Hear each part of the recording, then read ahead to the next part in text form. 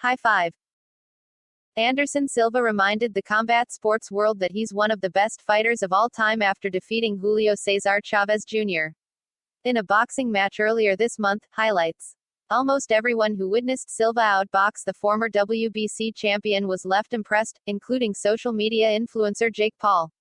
Silva, 46, had won just one MMA fight since 2012 and was entering just his third professional boxing match.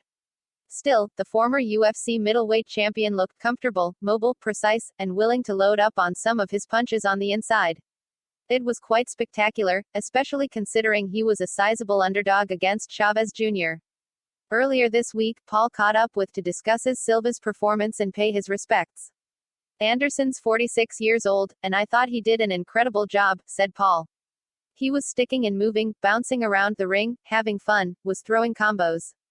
He's long and lanky, and to come in there and beat Julio Cesar Chavez Jr., who's 50 wins in the ring, is a world champion. This just goes to show that MMA strikers are also great boxers, and I think a lot of people forget that. That is the first skill that MMA fighters learn if they're going to learn how to fight, is boxing. So I thought he looked amazing.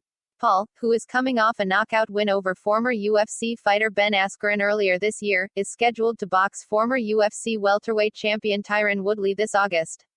The social media star reached out to Silva after his win over Chavez Jr. to recruit him to compete on his undercard against boxing legend Roy Jones Jr. While Silva has been long rumored to box Jones, Spider also made it known that he'd be interested in mixing it up with the Paul brothers as well. Anything is possible, Paul said. I didn't initially think of that, but my saying is, anyone, anytime, any place. But I think it'll be more interesting to see Anderson Silva fight Roy Jones Jr. on my undercard, which is what I originally tweeted out there because he beat one legendary boxer. Let's see if he can beat another legendary boxer. Maybe there's a fight for us down the road. I think there's talks about him maybe fighting against my brother, Logan Paul. But Anderson's a nice guy, and I respect him as a legend. It's nice to know that Silva still has a place in combat sports after his storied UFC career came to a close. The pound-for-pound legend clearly has some boxing skills and is not afraid to mix it up with former champions or high-profile YouTube fighters. Let's hope Silva gets paid well his next time around and is able to showcase the striking he did against Chavez Jr. Punch the like button and kick the subscription bell.